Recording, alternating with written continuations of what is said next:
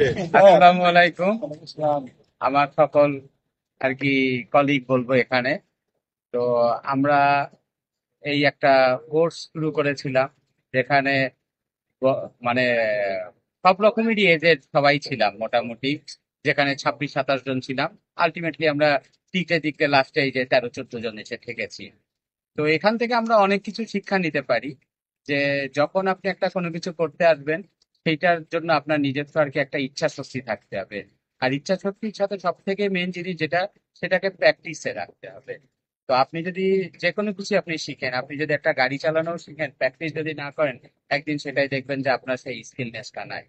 তো আমি মনে করবো আমাদের যে প্র্যাকটিসটা, এটাকে আমাদের সবসময় রাখতে হবে। রাখলে আমরা নিত্য নতুন জিনিস শিখবো। আর যদি একটা আমরা নিজেদের মধ্যে যারা উৎসাহী আছে, তারা যদি একটা গ্রুপ করি, গ্রুপ করলে সেই গ্রুপে আমরা যদি নিজেরা যে কোনো ফার্স্টের আমরা উইকটাই বললাম যে আমরা ফার্স্ট উইকে আমরা ইনভয়েস নিয়েই কাজ করবো।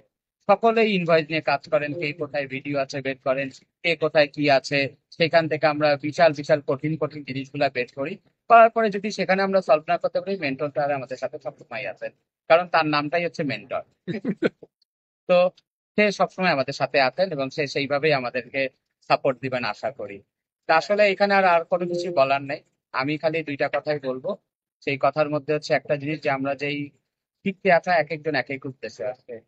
এক একজন এক এক, কেউ হয়তো চিন্তা করছেন আমি ফ্রিল্যান্সিং করব, কেউ হয়তো চিন্তা করছেন যে না আমি এটাই করব। তা আমার শেখার ইচ্ছাটা ছিল আসলে সফটওয়্যার জগতে আমি অনেক আগে থেকে কাজ করি, 97 থেকে কাজ করি।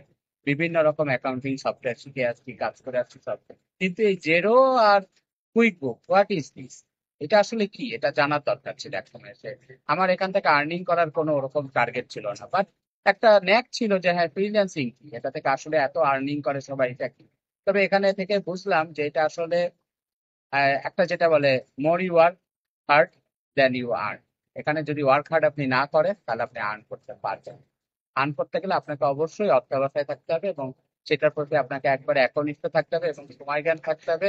এবং এটার উপরে আপনাকে পুরোপুরি একটা, যেটাকে বলে ডেডিকেটেড হতে হবে। ডেডিকেটেড যদি না হন, তাহলে প্রথম দিকে আপনি সবকিছুই হবেন, ডেডিকেটেড হবেন সবকিছু, কিন্তু আপনাকে আর্নিং দিবে না। কিন্তু একটা সময় এসে আপনাকে সবগুলাকেই ফেরত দিতে থাকবে। তো আমি মনে করি এই ক্ষেত্রে আমাদের মেন্টর আমাদেরকে যতটুকু যেই সব সেক্টর গুলা শিখাইছে, আমি মনে করি এত অল্প সময় একটা কোর্স কন্টেন্টের মধ্যে সে যতগুলো আমাদেরকে টাচ করছে, যেভাবে কাজ দিছে, আমরা হয়তো কাজগুলা করি নাই, তার জন্য আমরা পিছাইছি। কিন্তু সে যেই তার লেভেলে, আমি মনে করবো 100% সে আমাদেরকে এফোর্ট দিচ্ছে, এবং এখনো সে প্রস্তুত আছে এফোর্ট দেওয়ার জন্য। তো সবাইকে আশা করব আমরা এই জিনিসটাকে ধরে রাখি, কাজ করি, যে যেই উদ্দেশ্যে আসছি সেই উদ্দেশ্যটাকে সফল করি। আর মেন্টরের জন্য সর্বোপরি আমার শুভকামনা থাকবে। সে এত অল্প বয়সে যেভাবে সে এত সুন্দরভাবে এত একটা এসে চলে আসছে। অনেকে অনেক পড়ালেখা করে, অনেক কিছু জানে, কিন্তু তাকে ডেলিভারি করার ক্ষমতা থাকে না। কিন্তু হি হ্যাভ। তো আমি এইখানেই বলবো যে আমরা ভালো মেন্টরের আন্ডারে পেয়েছিলাম, যেটা আমাদেরকে কাজ দিয়েছে। আর আজকে সর্বোপরি আমাদের এই অনুষ্ঠানটা, যেটা সবাই মিলে করতে পারছি, এইখানে শাকিল ভাইকে একটা বিশেষভাবে ধন্যবাদ দিব। শাকিল ভাই অনেক এটার জন্য কষ্ট করছেন, নিজের সময় দিছেন, সবকিছু শ্রমটা একটা বিশাল ব্যাপার, এবং আজকে এটা সুন্দরভাবে আমরা করতে পারছি। তো আমি মনে করবো ডিয়ার অল কলিগস, আমরা একসাথেই থাকবো ইনশাল্লাহ।